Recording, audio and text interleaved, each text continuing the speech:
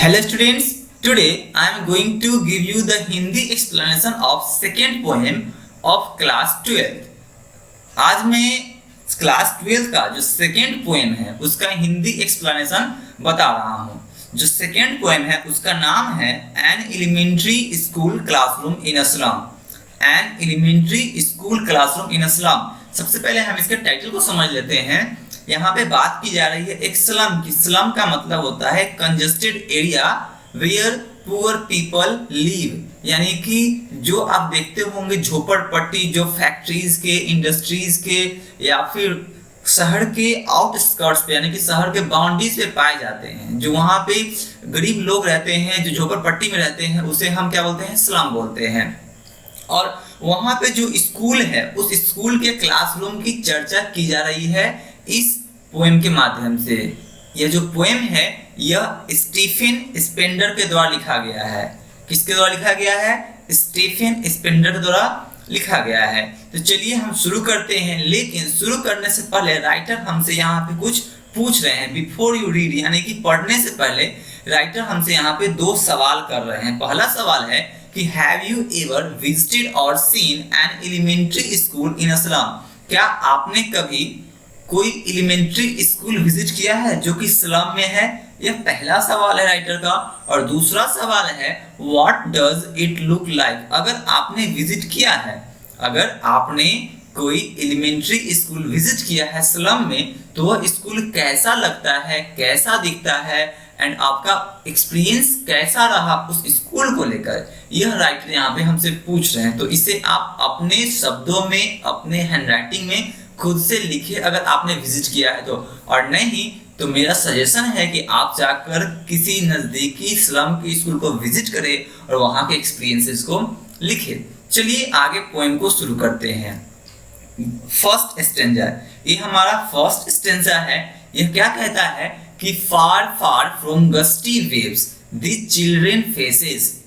First line हुआ है far far from gusty waves the children faces. यहाँ पे क्या है? गस्टी वेव की बात की जा रही है। यहाँ पे गस्टी वेव की बात की जा रही है, यह इंपॉर्टेंट वर्ड्स है। और यहाँ पे चिल्ड्रन फेस, ये दो इंपॉर्टेंट वर्ड्स है। तो यहाँ पे क्या कहा जा रहा है? राइटर क्या बोल रहे हैं कि बच्चे जो कि एलिमेंट्री स्कूल, स्लम के जो एलिमेंट्री स्कूल के बच्चे हैं, उनका जो चेहरा है वह क्या है? बहुत दूर है गस्टी वेव से। यानी गस्टी वेव का मतलब होता है एनर्जेटिक वेव, ठीक है ना? वैसे वेव्स जिससे देखकर चेहरे पे एनर्जी दिखता है, एनर्जी मिलता है। यानी कि जब बच्चों का आप चेहरा देखते हैं तो क्या होता है ना कि इस बच्चों के चेहरे में एक अलग सा अट्रैक्शन होता है, एक एनर्जी देखने को मिलता है। वह एनर्जी इन बच्चों में नहीं है।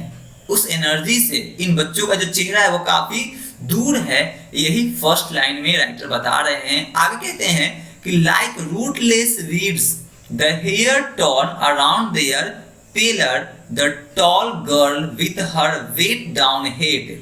अब यहाँ पे जो बता रहे हैं राइटर कि द रूटलेस वीड्स, मतलब ये जो बच्चे ये क्या है? रूटलेस वीड्स की तरह है। कैसे हैं?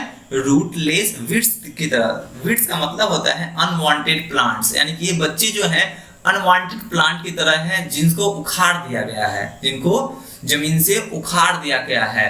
The hair torn round their pallor. Pallor का मतलब होता है पेल फेस, ठीक है ना? पेल फेस यानी कि शैबी फेस आप कह सकते हैं, शैबी फेस, या फिर आप कह सकते हैं मुरझाया हुआ सैड सा चेहरा। तो उनका जो सैड सा चेहरा है, जो शैबी फेस है, उसके चारों तरफ जो है ना उलझे हुए बाल है। फोटो में आपको दिख रहा होगा, जो मैंने फोटो यहाँ पे दिया है, उलझे हुए बाल है उसके। The tall girl with her weighed down head. अब क्लास में जो बच्चे हैं उनके बारे में बताया जा रहा है कि एक लंबी लड़की है। The tall girl with her weighed down head, जिसके सर झुका हुआ है, यानी कि एक लंबी लड़की है जो कि कह सकते हैं गरीबी के बोझ से दबी हुई है, झुकी हुई है। The paper seeming boys with rat's eyes. यहाँ पे एक और लड़का है जो पेपर की तरह पतला है। यहाँ पे पेपर सीमिंग बोला इसलिए है क्योंकि वो लड़का जो है बहुत दुबला पतला है, बिल्कुल पेपर की तरह, जैसे पेपर पतला होता है उस तरीके से लड़का दुबला पतला है।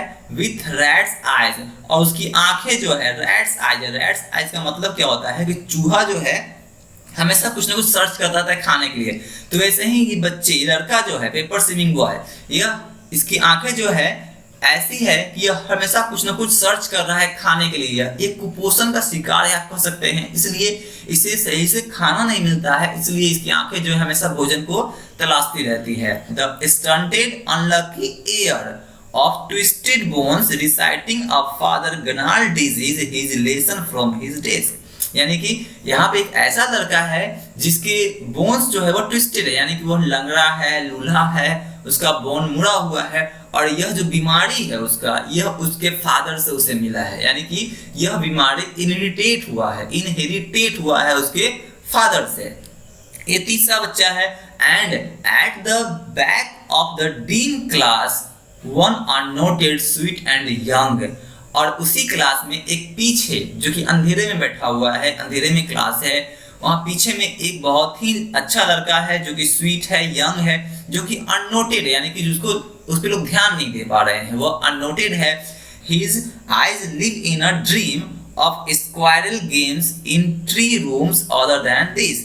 अब उसकी आंखें जो है वो क्या है, सपनों में खोई हुई है, यानी कि वह बच्चा पीछे बैठा हुआ है, बहुत ही स्वीट है एंड यंग है राइटर की नजर में, और वह सपनों में खोया हुआ है। वह सपना देख रहा है स्क्वायरल गेम का खेलने का, पेड़ के नीचे गेम खेलने का, पेड़ के नीचे घूमने का, और इसको छोड़कर और बहुत सारे सपने वो देख रहा है। ये है राइटर का फर्स्ट स्टेंजा का मतलब यही है। आई होप आप लोगों को समझ में आ रहा होगा।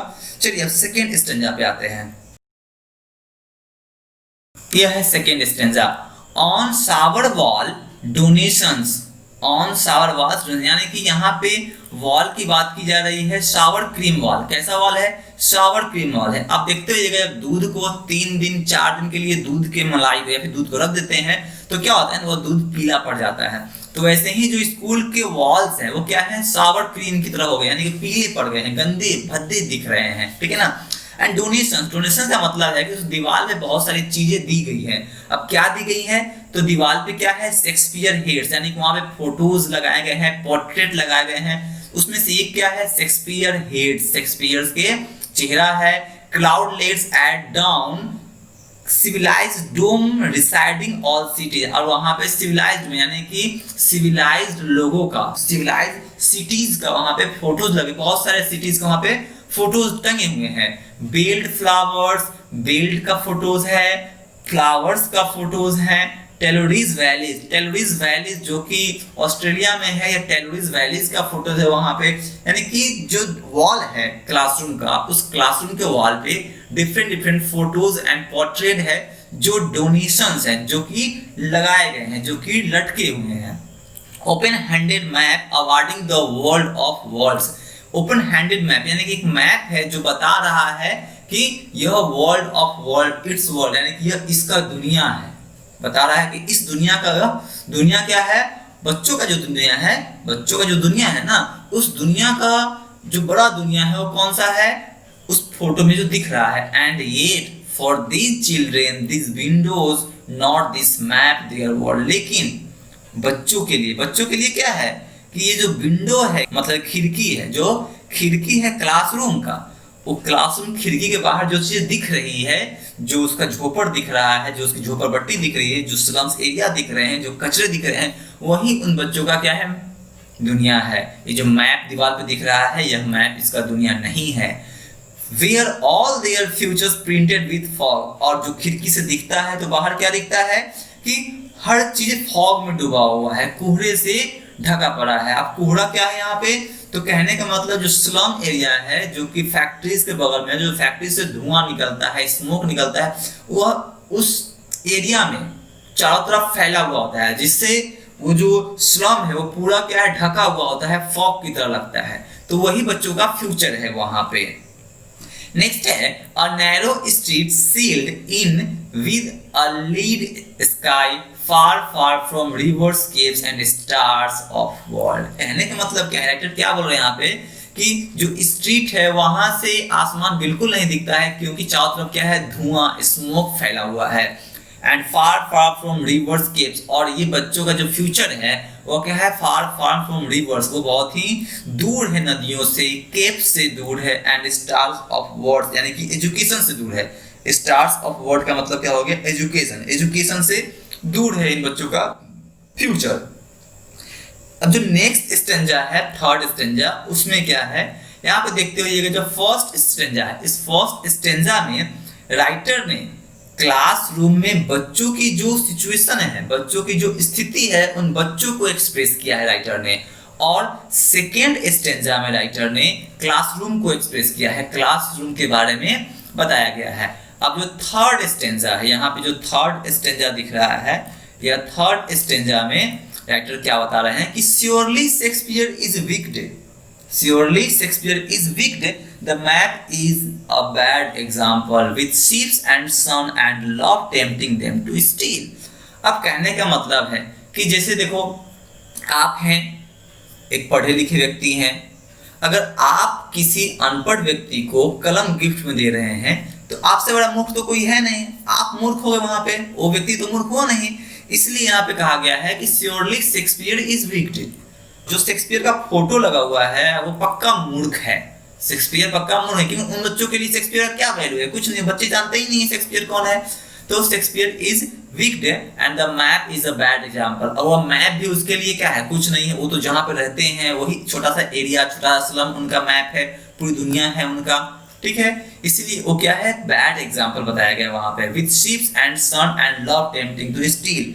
और ये सारे जो शिप्स लगे गए हैं, जो सन दिख रहा है वहां पे, जो प्यार दिख रहा है फोटोज में, जो पोर्ट्रेट में जो प्यार दिख रहा है, वो सब क्या है, इन बच्चों को टेम्प्ट करेगा अपनी ओर, यानी कि अपनी ओर लुभाएगा, जिससे बच्चे क्या है, चोरी करने के लिए अग्रसर होंगे, वो चोरी कर सकते हैं। इसलिए कहा गया है कि ये जो चीजें दी गई हैं, ये क्या है, बिल्कुल भी सही एग्जाम्पल नहीं है। For lives that silly turn in their cramped hole from fog to endless night। अब इनका जो जीवन है वो क्या है, एकदम क्या है, क्रैम्प्ड होल की तरह है। क्रैम्प्ड होल कहने का मतलब है जो इनके पास घर है छोटे छोटे, उस घर में क्या है, बहुत सारे होल्स हैं, और उस होल से क्या है, वो बाहर की दुनिया को देखते हैं जब, तो उन्हें क्या दिखता है, चारों तरफ अंधेरा ही अंधेरा दिखता है, सिर्फ फॉग दिखता है, जो कि एंडलेस नाइट बताता है। यानी कि जब ये बच्चे घर में रहते हैं या बाहर रहते हैं, जो वहाँ का इन्वायरमेंट है वो बिल्कुल क्या है, धुंधला है, इसलिए वहां पे जो रात है वो क्या है, एंडलेस बताया जा रहा है, एंडलेस नाइट है। On their slag heap the children wear skin peeped through by bones and spectacles of steel with mended glass। और slag heap का क्या मतलब होता है, slag heap का मतलब होता है कचरे का ढेर, ठीक है, कचरे का ढेर। इन कचरों के ढेर में जो बच्चे जो है वह खेलते हैं, घूमते हैं, and these children wear skin peeped through by bones। और इन बच्चे जो कपड़े पहनते हैं वह कपड़े ऐसे हैं जिससे उनके बोन्स दिख रहे हैं, उनके स्किन दिख रहे हैं, फटे हुए कपड़े हैं। एंड स्पेक्टिकल्स ऑफ स्टील, और चश्मे पहने हुए हैं, बच्चे चश्मे पहनते हैं, स्टील के चश्मे पहनते हैं, जो कि मैंडेड ग्लास से बना हुआ है, मैंडेड ग्लास के साथ, यानी मैंडेड ग्लास मतलब है टूटा हुआ कांच, यानी टूटे हुए कांच को स्टील में जोड़कर बच्चों ने क्या किया है, अपने लिए स्पेक्टिकल्स बनाया है, चश्मा पहने हुए हैं। Like bottles bits on stone, और कांच के टुकड़े कैसे हैं, लग रहा है जैसे कि बॉटल को स्टोन पे पीटा गया है, और पीटने के बाद जो टुकड़ा बना वही कांच का टुकड़ा है। All of their time and space are foggy slum, उनका जो समय है, उनकी जो स्पेस है, वो सब क्या है, सब वही फॉगी स्लम है, फॉगी स्लम में उनका सब कुछ है। So blot their map with slum as big as doom, इसलिए उनका मैप वही है जितना बड़ा वह स्लम है, जितना बड़ा स्लम है उतना ही बड़ा उनका वह मैप है।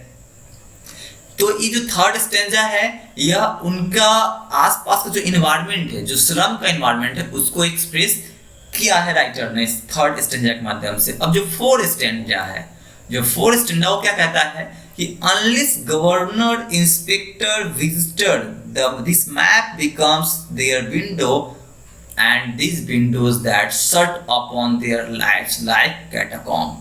अब कैटाकॉम्ब का मतलब होता है, कैटाकॉम्ब का मतलब होता है किसी भी व्यक्ति को अंधेर घर में रखकर बंद कर देना, जो कि जैसे कि आप बोल सकते हो, जैसे हॉस्पिटल वगैरह में जब लोग मर जाते हैं तो लाश को क्या करता है, क्या होता है, कब्रिस्तान टाइप का होता है हॉस्पिटल में, उसमें रख कर उसको बंद कर देता है, वो अंधेरा घर होता है, ठीक है, उसी को कैटाकॉम्ब बोलते हैं। तो अनलेस गवर्नर, अब यहाँ पे क्या है ना, राइटर अर्ज कर रहे हैं किससे, अथॉरिटीज से, कि जब तक गवर्नर, जब तक इंस्पेक्टर और जब तक विजिटर नहीं चाहेंगे, जब तक ये लोग नहीं चाहेंगे This map becomes their window and these windows that shut upon their lives like catacomb. तब इनका जो मैप है वो बिल्कुल नहीं बदल सकता है और इनकी जो खिड़कियां हैं, इनकी जो दुनिया है वो बिल्कुल नहीं बदल सकती है या बिल्कुल वैसे ही है जैसे कि एक कैटाकॉम्ब होता है।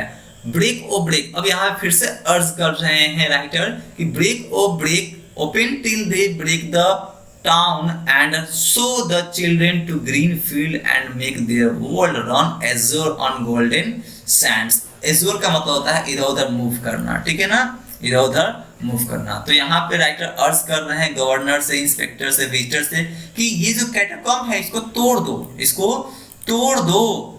Till they break the town, इसको तोड़ दो जब तक कि उनके अंदर कुछ तूफान नहीं आता, वे लोग रिवॉल्ट ना कर ले, उससे पहले इसको तोड़ दो। एंड शो द चिल्ड्रन, और उन बच्चों को दिखाओ, ग्रीन फील्ड्स घुमाओ, यानी कि हरे खेत दिखाओ से उन बच्चों को उनकी दुनिया के बारे में बताओ, उनको घुमाओ, पूरे वर्ल्ड को मतलब कि उसको पूरे वर्ल्ड में घुमाओ, उसको इधर उधर घूमने का मौका दो। And let their tongues run naked into the books, और उनके जुबान, यानी कि यहाँ पर दिया हुआ है tongues run naked into books, यानी किताबों में जुबान लगाना, यानी कहने मतलब पढ़ाई करना। तो उन बच्चों को पढ़ाओ, उनको शिक्षा दो, एजुकेशन दो। And the white and green leaves upon history their whose language is the sun, and उन्हें व्हाइट ग्रीन लीव्स को ओपन करने के, व्हाइट ग्रीन लीव्स का मतलब क्या होता है यहाँ पे, पेपर और कलम, पेपर और कलम कहने का मतलब है उन बच्चों को पढ़ाओ, उन्हें कॉपी कलम दो। क्योंकि history theirs whose language is sun, क्योंकि इतिहास उसी का बनता है जो पढ़े लिखे लोग होते हैं, जिनका लैंग्वेज सन होता है। लैंग्वेज इज द सन का मतलब क्या हो गया कि जो उजाले में होते हैं, जो ब्राइट में होते हैं, जो पढ़े लिखे होते हैं, उन्हीं का इतिहास बनता है, हमेशा वैसे ही लोगों का इतिहास बनता है। तो ये क्या है, चौथा स्टेंजा है जिसमें राइटर ने क्या किया है, लोगों से अर्ज किया है। तो फिर से एक बार चारों स्टेंजा को समझ लेते हैं कि फर्स्ट स्टेंजा में राइटर ने क्या किया है, क्लासरूम में, जो क्लासरूम में बच्चे हैं उन बच्चों को एक्सप्रेस किया है। सेकेंड स्टेंजा में राइटर ने क्या किया है, क्लासरूम को एक्सप्रेस किया है, क्लासरूम में जो पोर्ट्रेट लगे हुए हैं, जो पिक्चर्स लगे हुए हैं उनको एक्सप्रेस किया है। थर्ड स्टेंजा में राइटर ने क्या किया है कि उनके वर्ल्ड को, उनकी स्लम को, उनके इन्वायरमेंट को एक्सप्रेस किया है। एंड लास्ट स्टेंजा में राइटर ने लोगों से अर्ज किया है, ऑथोरिटीज से अर्ज किया है कि इन बच्चों को उस अंधियारे से बाहर लेकर आओ। तो आई होप आप लोगों को समझ में आया होगा। यही 4 स्टेंजा इस पोएम में है जो कि समझना हमारे लिए बहुत ही इंपॉर्टेंट था। Thank you.